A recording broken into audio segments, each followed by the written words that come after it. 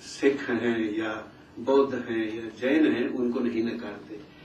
इसलिए हम ये कहें कि क्योंकि इसका अनर्थ कुछ गैर हिंदू या कुछ हिंदू कर रहे हैं, इसलिए हम इस शब्द को स्वीकार नहीं करेंगे।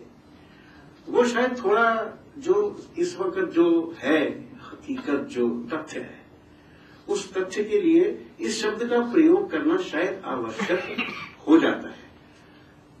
ज्ञानेश्वरी में पहली बार 13वीं शताब्दी में हिंदू धर्म का प्रयोग, हिंदू शब्द का धर्म के रूप में प्रयोग किया गया ज्ञानेश्वर जी द्वारा। गुरु गोविंद सिंह जी ने तो इस शब्द का प्रयोग ही इसी, जिस धर्म के आप एक बड़े उज्जवल शंकराचार्य परंपरा है, उसी धर्म के लिए गुरु गोविंद सिंह जी ने भी हिंदू धर्म शब्द का ही प्रयोग किया।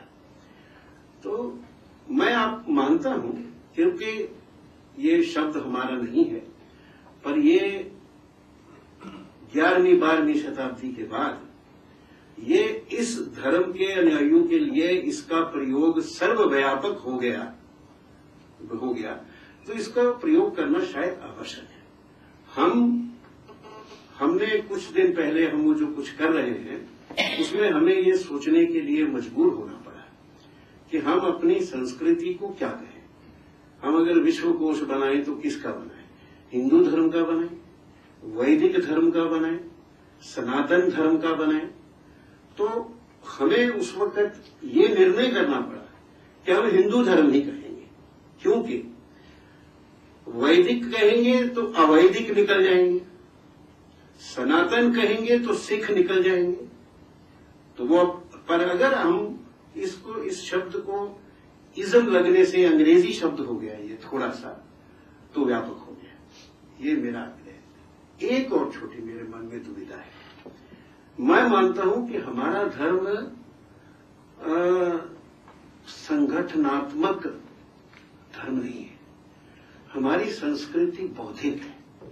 और आदि शंकराचार्य जी ने 7वीं शताब्दी में, 8वीं शताब्दी में इस विखंडित समाज को ज्ञान की माला में पिरोया, घूम घूम के, और एक अद्वैतात्मक बुद्धि जो थी वो हमारे इस संस्कृति का मूल आधार बन गई, ये मैं समझता हूं।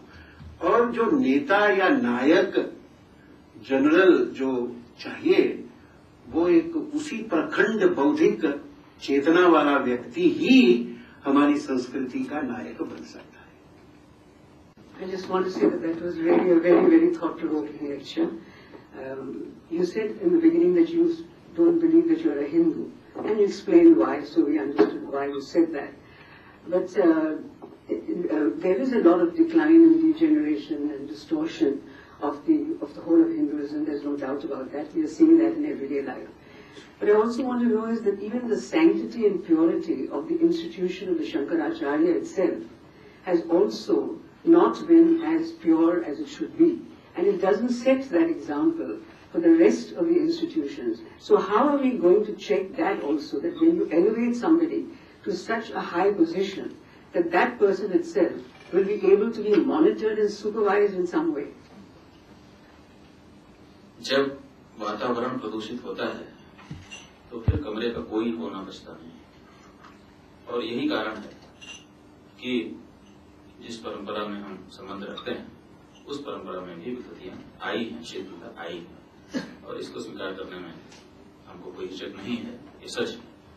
और तभी तो आप देखिए कि ये तो बहुत अधिक विकृति आई कही जाएगी कि अपने सर्वोच्च आचार्य के नाम को ही धारण करके हजारों लोग हमारे समाज के घूमने लगे। तो इससे ज्यादा क्या विकृति हो सकती है? लेकिन ये आई है और वो पूरे इसी वातावरण का परिणाम है।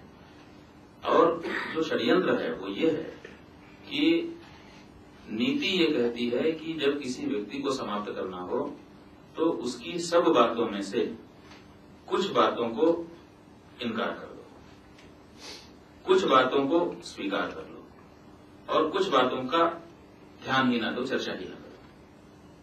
तो 3 खंड में हो गया और वो टूट जाएगा, समाप्त हो जाएगा। आज हमारे धर्म के नेतृत्व को भोथरा बनाने के लिए जो षड्यंत्र हो रहे हैं, उनके पीछे भी यही कहानी चल रही है। कुछ को स्वीकार करो, कुछ को अस्वीकार करो और कुछ की चर्चा ही मत करो, और ये हो रहा है। और जो उसका चेहरा है उसको कुछ दूसरा शेप दे दो, दूसरा एक तरीका दे दो, तो हमारा चेहरा जो है वो गड़बड़ाने लग गया है।